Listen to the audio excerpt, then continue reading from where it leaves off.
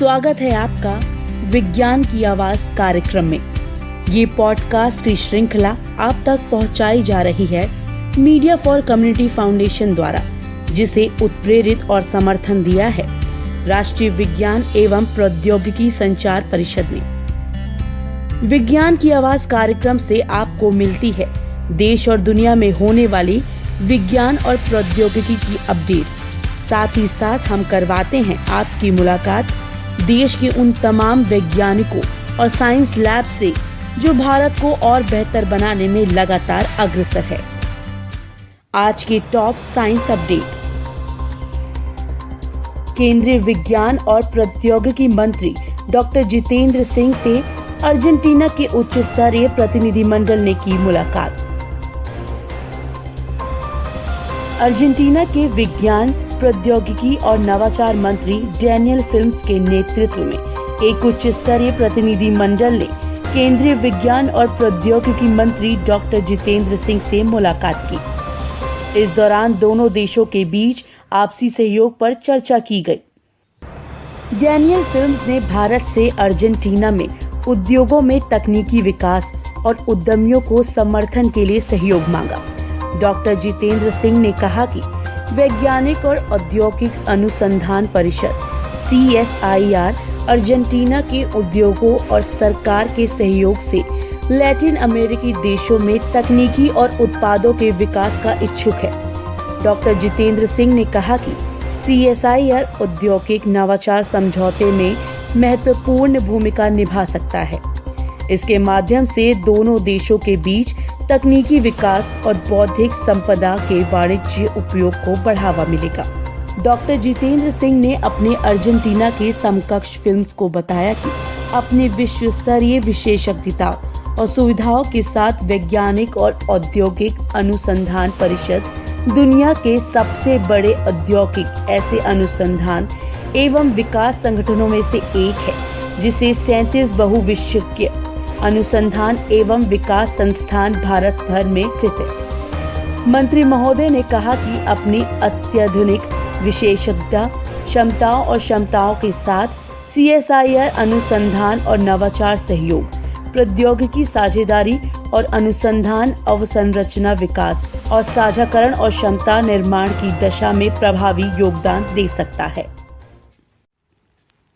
कुंभ निदेशालय सोलन कर रहा शोध, डिंगरी मशरूम के साथ मिलेगा अदरक तुलसी का जायका।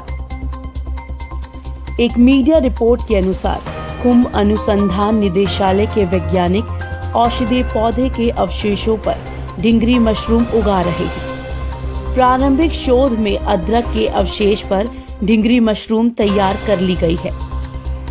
शोध में जांचा जा रहा है कि अदरक के अवशेष पर डिंगरी मशरूम तैयार करने पर इसके गुण भी इसमें आए हैं या नहीं। लेमन ग्रास और तुलसी पर भी शोध चल रहा है। अगर प्रशिक्षण सफल रहा तो मशरूम बेहतरीन आहार के साथ प्राकृतिक जड़ी बूटियों के गुणों के साथ तैयार होगी। इस शोध पर DMR सोलन के वैज्ञानिक डॉक्टर ब्रिजलाल अत्री और डॉक्टर अनुराधा काम कर रहे हैं। देश भर में वर्तमान में डिंगरी मशरूम गेहूं के भूसे, गन्ने की खोई, पराली समेत तैयार की जा रही है। कुंभ निदेशालय पहली बार औषधीय पौधों पर मशरूम तैयार करने का शोध कर रहा है।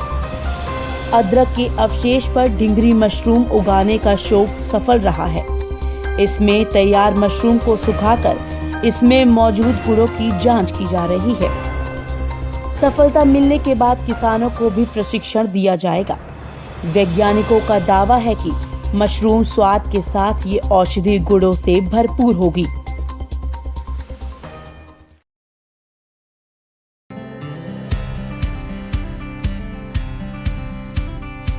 साइंस अपडेट के बाद विज्ञान की आवाज में अब बारी है एम्पलीफायर की।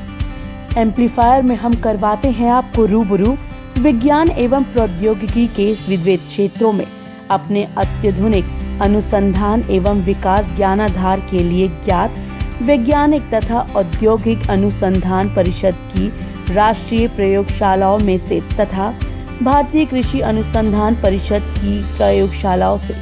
साथ ही साथ हम करवाते हैं आपकी मुलाकात उन खास लोगों से जो विज्ञान एवं प्रौद्योगिकी के क्षेत्र में लगातार काम कर रहे हैं, जिससे भारत और समाज बेहतर बन सके।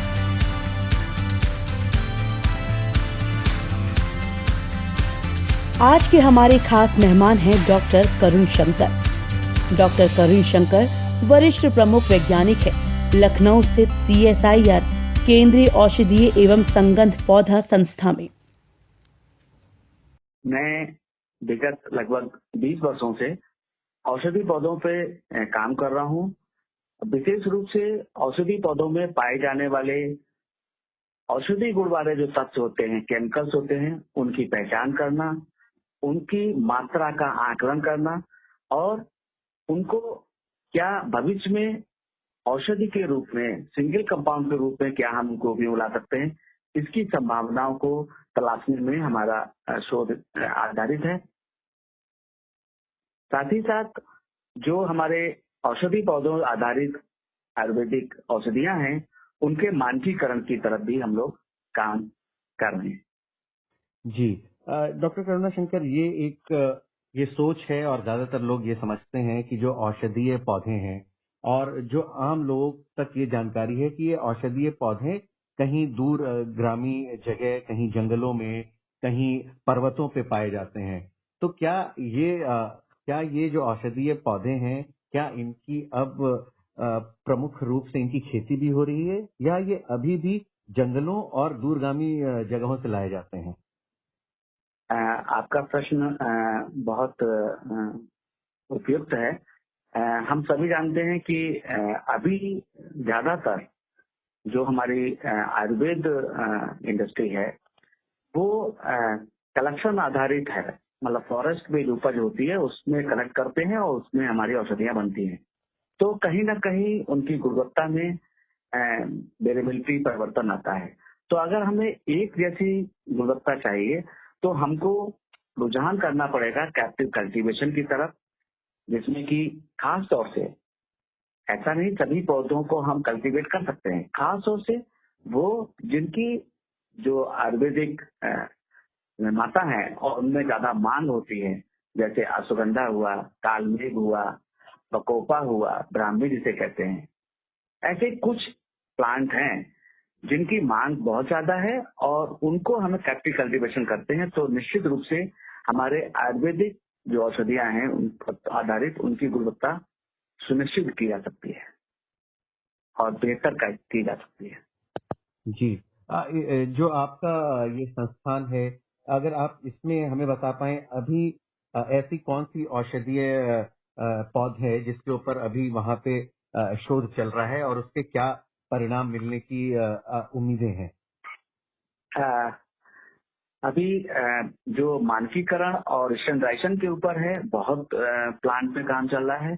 खास तौर से विदानिया का मैं उल्लेख करना चाहूंगा, जो कि हम अन्य लैब हमारे CSR के उसके सहयोग के साथ बोन हेल्थ के लिए और स्टोक के लिए काम चल रहा है। साथ ही साथ हमने विगत वर्ष कोरोना काल में कालमेघ पे काम किया और उस पे हमने जो औषधि है उसका मानकीकरण करके एंटीवायरल इफेक्ट देख करके और उनका प्रयोगशाला में उनका मानकीकरण करने के बाद, साइंटिफिक वैलिडेशन करने के बाद हमने आयुर्वेदिक निर्माताओं को उसकी तकनीकी भी हस्तांतरित की, जो कि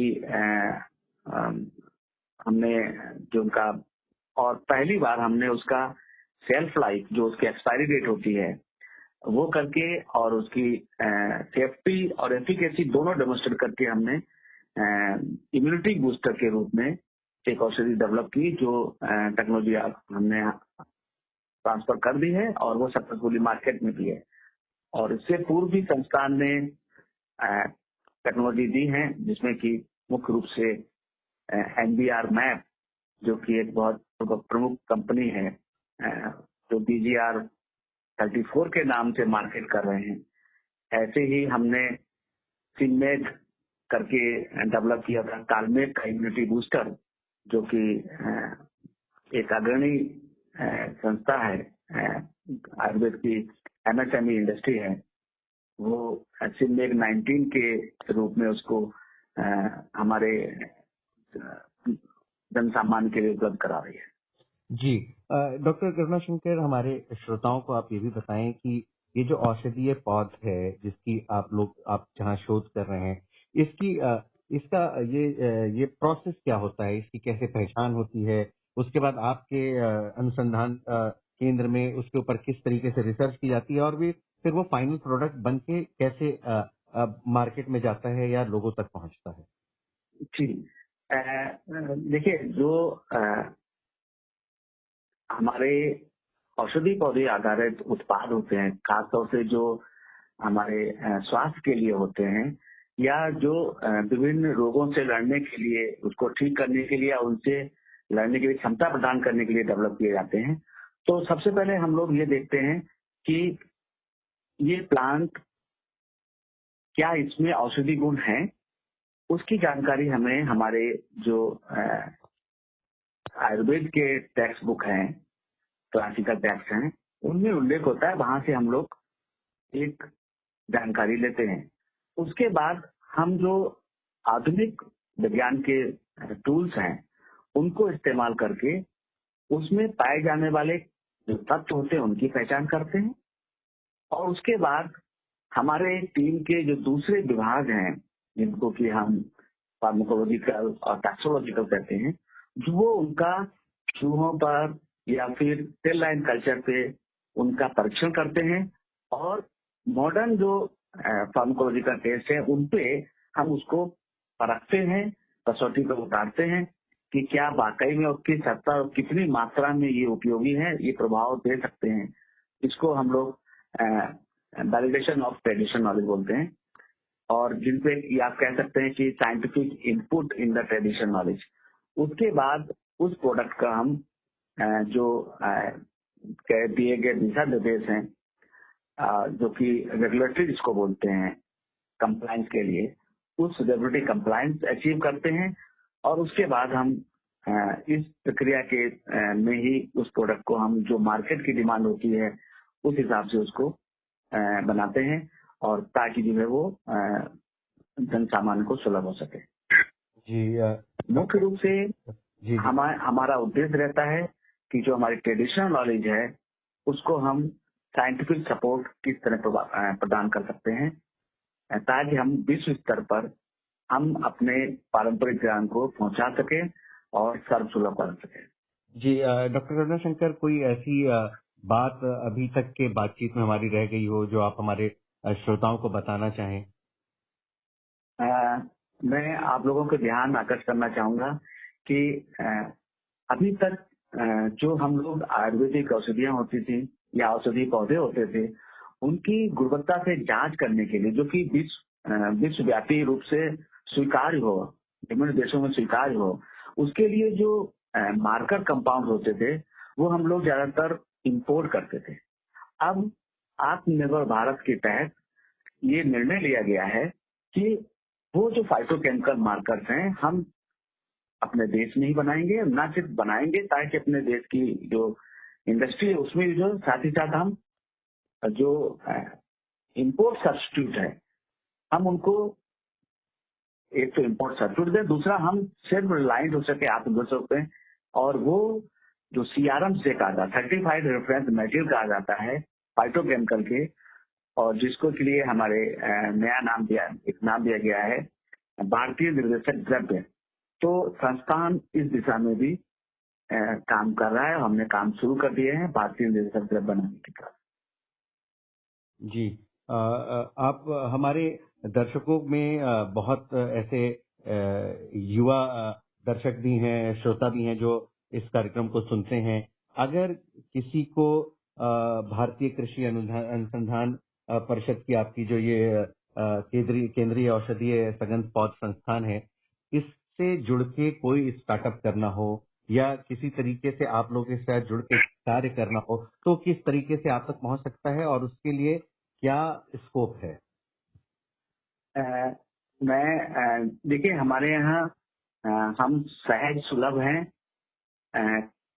बहुत सारी जानकारी जो हमारी वेबसाइट है www.cimat.res.in, इस पर आप जाकर के सिंगल लिंक कॉन्टेक्ट दिए गए हैं, आप फोन नंबर दिए गए हैं, ईमेल दिया गया है। आप एक सिंगल ईमेल से या एक सिंपल कॉल से कनेक्ट हो जाएंगे, चाहे वो आपका उत्पाद से संबंधित हो, चाहे वो आपका किस तरह कौन कौन सी टेक्नोलॉजी इसके बारे में जानकारी लेनी हो, या कौन सी कोर रिसर्च एरिया चल रहे हैं जिसमें कि आप चाहते हैं कि आप भी अपना योगदान करें, या आप अपनी जो आकांक्षाएं हैं, आप चाहते हैं कि किसी विशेष क्षेत्र में, चाहे वो फाइटोकेमिस्ट्री का हो, चाहे प्लांट बायोटेक्नोलॉजी का हो, चाहे फार्माकोलॉजी का हो, या फिर टैक्सोनॉमी का हो, आप उसमें जुड़ सकते हैं और संबंधित जानकारी ले सकते हैं। साथ ही साथ बताना चाहूंगा कि औषधि पौधों के साथ साथ औषधि जो आयुर्वेदिक औषधियां हैं उनकी गुणवत्ता की जांच भी आप हमारे संस्थान से करा सकते हैं। जी, डॉक्टर करुणाशंकर, आपका बहुत बहुत धन्यवाद हमसे बात करने के लिए, अपना समय देने के लिए। धन्यवाद आशीष जी, आपने हमें अवसर दिया जी, बहुत श्रोताओं तक पहुंचने का। जी।